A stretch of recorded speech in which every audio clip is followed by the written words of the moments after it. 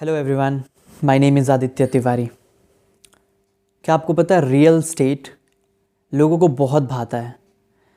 लोग जिनका माइंडसेट उतना ओपन नहीं है, जो ज़्यादा चीज़ों को जानते नहीं हैं, जो टेक्नोलॉजी से अडेप्ट नहीं हुए हैं अभी, और जो बिज़नेस को लेके जो और अदर इन्वेस्टमेंट ऑप्शंस हैं उनके बारे में नहीं जानते, उनको कहीं ना कहीं रियल स्टेट बहुत अच्छा लगता है। और ऐसे बहुत सारे लोग हैं जो रियल स्टेट का तारीफ़ करते नहीं थकते, प्रॉपर्टी का तारीफ़ करते नहीं थकते। फ्लैट्स हो गया, लैंड्स हो गए, कमर्शियल प्रॉपर्टी हो गया, रेसिडेंटल प्रॉपर्टी हो गया, तो उनको लगता है real estate is really a very very good option to invest money.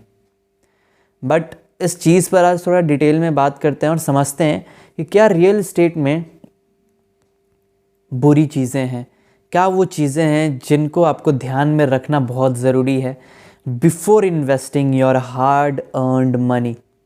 Because पैसा रियली बहुत मुश्किल से आता है और उसको आप गलत चीज़ में डाल दोगे तो फिर प्रॉब्लम्स तो होंगे ही होंगे। और मेरा कोई ऐसा मोटिव भी नहीं है, मैं ये नहीं कहता कि रियल एस्टेट बेकार ही है। रियल एस्टेट बेकार नहीं है, पर उसमें से बहुत सारी चीज़ें हैं जिसके बारे में आपको समझना बहुत ज़रूरी है। नंबर वन थिंग कि आपका प्रॉपर्टी आपसे कभी भी कोई भी आपसे ज़्यादा ताकतवर इंसान छीन सकता है। चाहे वो लैंड हो, आपका फ्लैट हो, या फिर आपका कोई भी रेसिडेंटल प्रॉपर्टी, कोई भी किसी भी तरीके का फिज़िकल प्रॉपर्टी है, वो आपसे छीना जा सकता है। और जो भी आपसे कोई ज़्यादा पावरफुल है वो आपसे छीन सकता है। यूपी हो गया, बिहार हो गया, या फिर थोड़े पिछड़े इलाके हो गए, या फिर अच्छे अच्छे इलाकों में भी जो पावरफुल लोग हैं वो ज़मीन हड़प लेते हैं। बड़ी बड़ी कंपनियां जिन किसानों का ज़मीन हड़प लेती हैं। सो अगर आप ऐसा सोचते हो कि लैंड हो गया, आपका फ्लैट हो गया, ये इन्वेस्टमेंट्स बहुत बढ़िया हैं, ये हमेशा मेरे हैं, ऐसा नहीं है। आपसे छीना जा सकता है। आपके ज़मीन पे आके 2-3 गोली चलाना है, बस अब केस चालू। अब वो ज़मीन ना उसका हुआ ना आपका रह गया, अब उस पर केस चल रहा है, बंद हो गया। कि फिज़िकल प्रॉपर्टी कहीं ना कहीं ज़्यादा डेंजर में होता है कि वो छीना जा सकता है आपसे। अगर आप पावरफुल नहीं हो तो आप लड़ भी नहीं पाओगे उसको वापस लेने के लिए।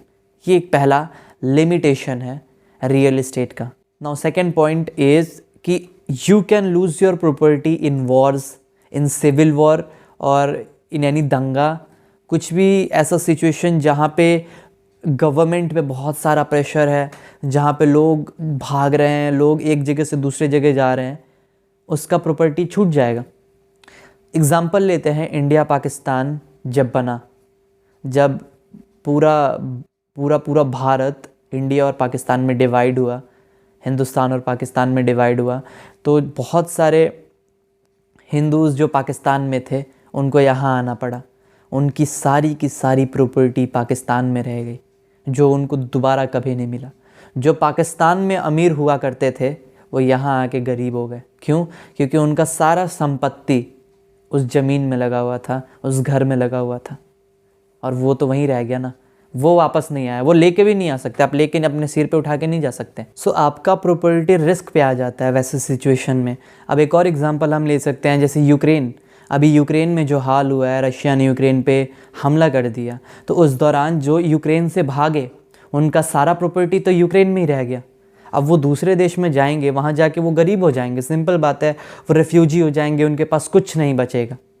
सो जब आप अपना बहुत सारा पैसा, ज़्यादातर संपत्ति एक एसेट में डाल दिए जो फिज़िकल है, जिस पे कब्ज़ा किया जा सकता है, जो आप लेके नहीं जा सकते, जो आप मूव नहीं कर सकते एक जगह से दूसरे जगह, तो वैसे सिचुएशन में आपका वो प्रॉपर्टी आपके हाथ से चला जाता है।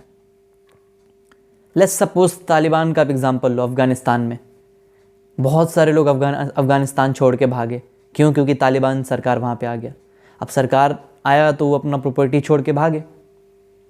सो ये एक बहुत बड़ा रिस्क होता है रियल एस्टेट में कि आपका बहुत सारा पैसा एक दो प्रॉपर्टी में लग जाता है, और आप उसे ना लेके जा सकते हो, ना आप उसे उठा सकते हो, ना आप उसे मूव कर सकते हो, और उस वक्त पे वो बिकता भी नहीं है। जब वैसा सिचुएशन हो जाता है, कौन खरीदेगा? कोई नहीं खरीदेगा आपसे। नाउ थर्ड पॉइंट इज़ हमारा बहुत सारा पैसा।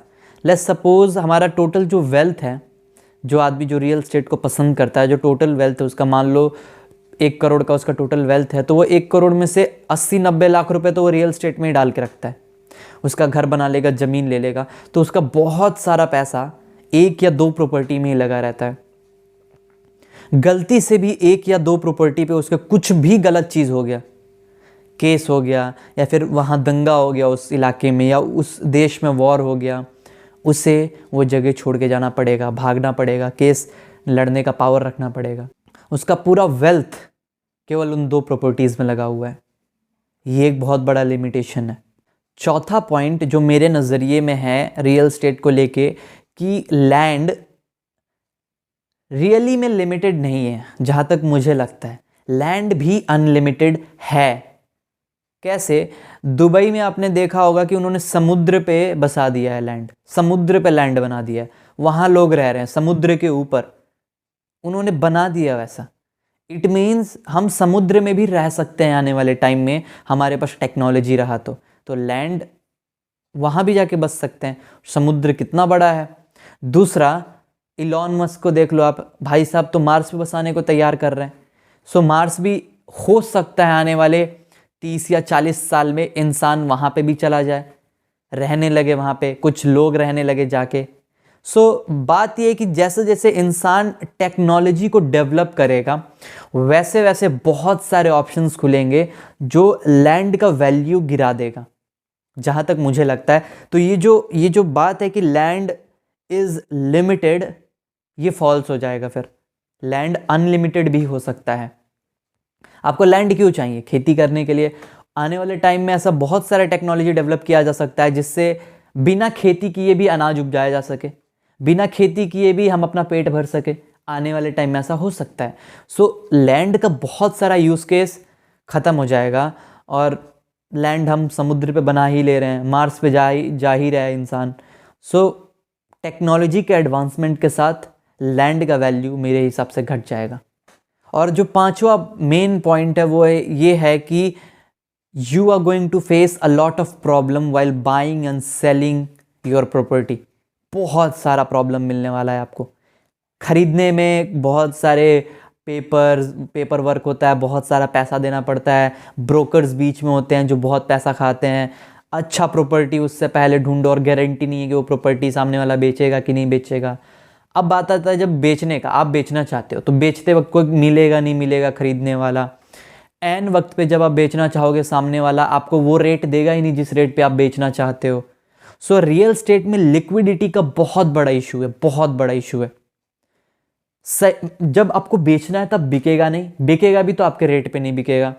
और जब आपको नहीं बेचना है तब लोग आ जाएंगे खरीदने के लिए, तब आप बेचना नहीं चाहोगे। तो ना खरीदने वाले को लैंड मिल पा रहा है, ना बेचने वाले को लैंड बेच पा रहा है वो। क्यों? क्योंकि लिक्विडिटी इशू बहुत है, खरीदने वाले बहुत कम है। तो ये इशू बहुत ज़्यादा है यहाँ पे कि लिक्विडिटी इशू बहुत है। और सिर्फ ये कारण भी कभी कभी एक अच्छा चीज़ भी बन जाता है रियल स्टेट इन्वेस्टर के लिए कि वो एक प्रॉपर्टी में पैसा डालते हैं और फिर अब वो बेच ही नहीं पाते, जिसके कारण वो लंबे टाइम तक होल्ड कर पाते हैं और प्रॉपर्टी का रेट बहुत ज़्यादा बढ़ जाता है। लॉन्ग टर्म तक वो होल्ड कर पाते हैं, इसलिए कंपाउंडिंग काम करता है और वो प्रॉपर्टी का रेट बहुत बढ़ जाता है। सो एक पॉजिटिव साइड भी है और एक नेगेटिव साइड भी है। रियल स्टेट में ये कुछ बातें थी जो बहुत ज़्यादा कंसर्निंग है। रियल स्टेट का पूरा कब्ज़ा सरकार के हाथ में भी जा सकता है। सरकार चाहे तो आपसे आपकी ज़मीन ले सकती है, आपसे आपकी ज़मीन छीन सकती है।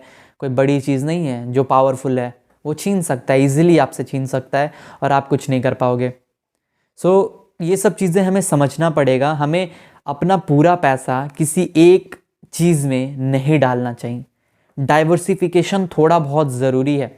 कुछ एक इन्वेस्टमेंट ऑप्शन में थोड़ा पैसा, कुछ इन्वेस्टमेंट ऑप्शन में थोड़ा पैसा, कुछ इन्वेस्टमेंट ऑप्शन में, ताकि कल को अगर एक पे कुछ हुआ तो दूसरा आपके पास है। ये डाइवर्सिफिकेशन बहुत ज़रूरी है। सो आशा करता हूँ आज के इस वीडियो में मैं आपको कुछ नेगेटिव पॉइंट्स बता पाया रियल स्टेट के बारे में, फिजिकल एसेट्स के बारे में, कि लैंड लिमिटेड नहीं है, आपकी प्रॉपर्टी आपसे छीनी जा सकती है, आपको प्रॉपर्टी आपको छोड़ के जाना पड़ सकता है, आप उसको मूव नहीं कर सकते। बहुत ज़्यादा लिक्विडिटी नहीं होता है रियल एस्टेट में, और आप देख ही रहे हो कि मार्स पे भी लोग जाने को तैयार हो रहे हैं, समुद्र पे लोग बस रहे हैं। सो ये सब चीज़ें आपको ध्यान में रखना चाहिए before investing in real estate. अगर आपको ये वीडियो अच्छा लगता है तो प्लीज़ इस वीडियो को लाइक करना, चैनल को सब्सक्राइब करना और ये वीडियो को अपने लोगों के साथ शेयर करो। बाय।